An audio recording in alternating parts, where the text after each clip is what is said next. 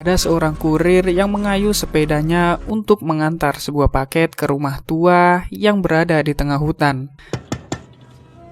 Rumah itu dihuni seorang ibu-ibu, tapi dia sedang sibuk mencuci pakaiannya dengan mendengarkan lagu TikTok yang sedang viral kala itu. Pak kurir tersebut tanpa sengaja mendengar suara aneh dari sebuah lubang yang berada di belakang rumah. Dengan memberanikan diri, dia membuka penutup dari lubang tersebut. Nampaknya dia menemukan seseorang yang terkurung di dalam ruangan tersebut. Pak kurir mencoba menolongnya, tapi tidak bisa.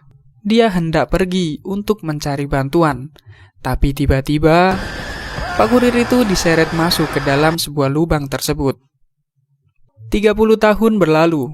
Kisah ini dimulai dari sebuah perkemahan yang diadakan di tengah hutan. Semua peserta yang mengikuti perkemahan itu diharuskan untuk mengumpulkan semua barang-barang elektroniknya. Pak Kumis adalah pemimpin dari perkemahan tersebut. Dia ingin membuat pesertanya merasakan berlibur dan bersukaria bersama teman-teman baru yang sama-sama ikut di perkemahan itu tanpa gangguan dari barang-barang elektronik dan sosial media. Ibu-ibu yang tinggal di rumah tua yang sempat diperlihatkan di awal scene, dia membuka sebuah pintu ruang bawah tanah dan hendak memasukkan sebuah mayat babi. Ibu itu berusaha keras untuk mengangkatnya, tapi sialnya dia malah terjatuh ke dalam ruangan tersebut juga. Suara jeritan terdengar jelas saat itu. Dan sang ibu dimangsa monster yang ada di dalam ruangan tersebut. Pintu yang masih terbuka membuat monster tersebut keluar dan bergentayangan. Sebelum mulai berjelajah di tengah hutan, seorang pendeta mendoakan peserta yang ada di perkemahan sesuai keyakinannya. Semua peserta sudah dibuat berkelompok-kelompok, dan setiap kelompok telah diberi satu pembimbing. Setiap kelompok terdiri dari 5 peserta, dan ini adalah Ija. Dia yang akan memimpin anggota tersebut. Perjalanan dimulai. Di tengah perjalanan, Daniel begitu menikmati perjalanannya tersebut. Dasar kampret. Tapi Bartek dia terus-terusan menggoda Daniel, hingga akhirnya Daniel mendorongnya sampai terjatuh dan terluka. Julek ya, bukan culek. Julek dia pergi sebentar untuk buang air kecil. Di tengah proses pengurasannya berlangsung, tiba-tiba dia melihat sebuah mayat rusa. Lek, Julek. Julek lalu sontak memanggil teman-temannya. Ini? Ya. Terlihat mayat rusa itu mati dengan sangat tidak wajar. Mereka lalu melanjutkan perjalanannya, hingga akhirnya memutuskan untuk membuat tenda dan bermalam di tempat itu. Malam tiba. Mereka dikejutkan dengan sesuatu yang begitu cepat. Dengan sangat berhati-hati, Ija mencoba untuk memeriksanya. Ternyata itu adalah seekor rubah. Di tengah malam, Daniel keluar dari tendanya untuk menikmati udut di sebuah tepi sungai. Tak lama kemudian, Anila datang menghampiri dan ikut menikmati rokok Daniel. Setelah berbincang-bincang, akhirnya Anila malah menikmati rokok Daniel yang tidak berapi dan tidak berasap. Waduh. Setelah menikmati gagang pacul milik Daniel, Anila kembali ke tenda untuk tidur. Daniel dia masih di situ dan ternyata dia masih membawa ponsel. Terlihat ada seseorang yang datang menghampirinya.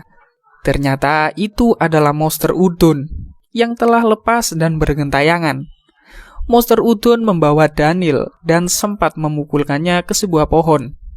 Di keesokan harinya, Daniel yang hilang, Ija mencoba mencarinya dan bertanya ke yang lain, siapakah yang terakhir bersamanya.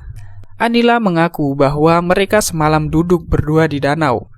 Ija menemukan barang bukti, sebuah balon panjang putih yang sudah layu. Gue gak tahu, gue masih polos kok. Apa ini gak tahu. Dan juga sepuntung rokok. Josia dia menemukan sebuah darah yang menempel di pohon. Ija lalu memutuskan untuk mencari Daniel. Dia dan Josia akan berpencar mencarinya, sedangkan Bartek dan Anila akan tetap di tenda untuk berjaga jika Daniel datang. Mereka menelusuri hutan untuk mencari Daniel. Julek juga ikut bersama mereka, hingga akhirnya sampai di sebuah rumah tua yang ada di tengah hutan. Mereka masuk dan menggeledah rumah tersebut dan menemukan sebuah ruangan bawah tanah. Ija dan Josiah masuk untuk memeriksa tempat tersebut. Bau yang sangat menyengat di situ dan juga menemukan mayat Daniel. Tapi monster udon telah kembali ke kediamannya, sehingga mereka bersembunyi di ruang bawah tanah.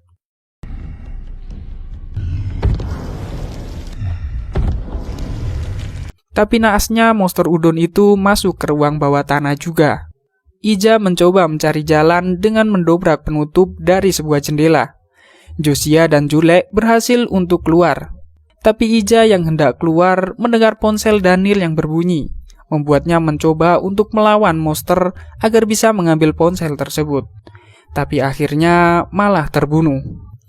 Josiah dan Jule mereka lari sejauh mungkin, dan sifat paranoid Jule semakin menjadi-jadi.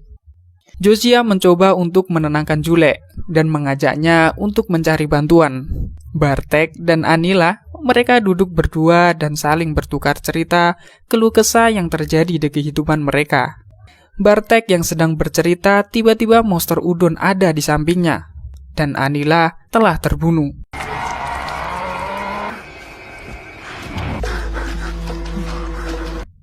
Josiah dan Jule mereka sampai di sebuah rumah seseorang dan menceritakan semua hal yang telah menimpanya kepada pria tua tersebut. Sedangkan Bartek dia lari dan sampai di sebuah gereja. Bartek bertemu dengan pendeta yang memberikan doa sebelumnya. Bartek menangis ketakutan. Entah atas dasar apa, tiba-tiba pendeta itu memukulnya dan mengikat Bartek di sebuah kursi. Pendeta itu lalu mendengar sesuatu di luar dan mencoba untuk memeriksanya. Sebuah alat penggiling kayu berbunyi sendiri. Pendeta itu mencari seseorang yang menyalahkannya. Tiba-tiba, monster udon itu menangkap dan memasukkan pendeta itu ke mesin penggiling kayu tersebut. Sedangkan Bartek yang ada di dalam gereja, dia berhasil melepaskan diri dan mencoba untuk bersembunyi ketika mengetahui ada monster udon di luar.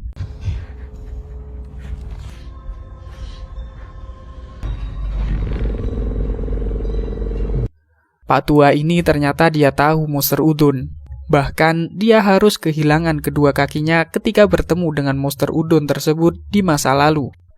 Dahulu ada seorang ibu dan dua anak kembar yang tinggal di daerah itu. Kehidupan mereka sangat sederhana, namun saling mencintai dan bahagia. Di suatu sore ada sebuah ledakan di langit. Itu membuat dua anak kembar tersebut penasaran dan mendatangi jatuhnya serpihan dari ledakan tersebut. Mereka melihat sebuah batu hitam dan membawanya pulang.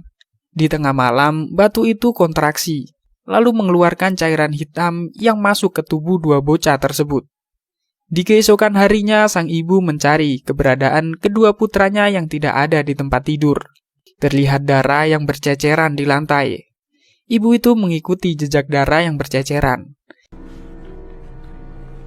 hingga akhirnya menemukan kedua putranya yang sedang memakan anjing peliharaannya sendiri. Akhirnya sang ibu mengunci dan mengurung anaknya di ruang bawah tanah. Bertahun-tahun sang ibu menyembunyikan putranya agar tidak ada yang tahu dan terus memberikan makan, hingga akhirnya sang ibu menjadi gila.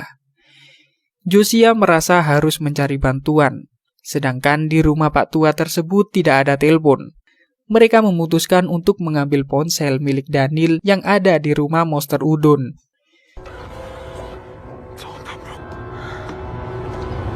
Jule akan mengalihkan perhatian di depan agar monster itu keluar dan Josiah masuk untuk mengambil ponsel.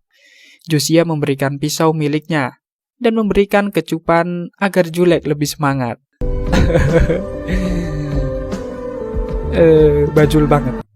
Dengan penuh semangat, Julek mendobrak-dobrak pintu di depan. Ketika monster udon itu beranjak dari tempatnya, Josiah segera masuk untuk mengambil ponsel Daniel. Tapi tiba-tiba monster udon itu masuk lagi. Josiah berusaha secepat mungkin untuk keluar, tapi dia tertangkap. Julek dengan sigap menancapkan pisau ke tubuh monster tersebut. Dengan rasa bersalah, dia meminta maaf. Tapi monster udon bukanlah pemaaf. Pisau itu tertancap di perut Julek dan menggigit lidah Julek hingga keluar. Di alam bawah sadar, Josiah teringat dengan kejadian kecelakaan yang menimpa keluarganya dan membuatnya harus kehilangan seluruh anggota keluarganya.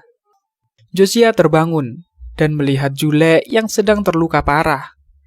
Josiah berusaha mencari bantuan dengan ponsel Daniel, tapi baterainya habis. Julek dia sudah tidak bisa berbicara lagi dengan jelas.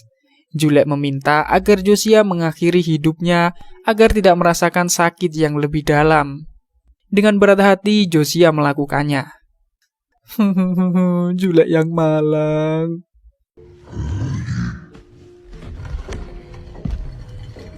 Dengan percobaan berkali-kali, Josiah akhirnya bisa melepaskan rantai yang mengikatnya. Perlahan-lahan Josiah keluar dengan membawa sebuah parang. Monster udon yang sedang tidur, Josiah berusaha untuk membunuhnya.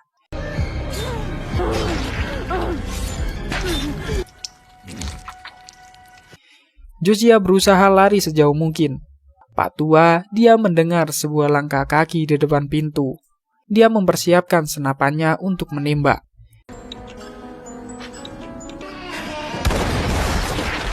Bukannya monster udon yang ditembak, tapi itu adalah Bartek. Entah gimana cara Bartek bisa selamat dari monster udon di saat di gereja. Di tengah hutan, ada sebuah mobil polisi yang menurunkan seorang wanita. Mencurigakan ini. Setelah itu, polisi tersebut tidak segera pergi, hingga akhirnya Josiah datang dan menabrak mobil tersebut. Josiah pergi bersama Pak Polisi, tapi tiba-tiba seakan-akan menabrak sesuatu. Polisi itu keluar dan mencoba untuk memeriksanya. Josiah yang berada di dalam mobil berusaha untuk memberitahu agar tidak mendekatinya, karena itu adalah monster udon yang lain. Josiah berusaha untuk keluar dan mengendarai mobil polisi tersebut. Tapi monster udon tersebut berjalan mendekatinya, hingga akhirnya berada tepat di atas mobil dan berusaha menghancurkannya. Di saat-saat terakhir, untuknya mobil itu bisa menyala, dan Josiah beberapa kali melindas monster tersebut, lalu pergi.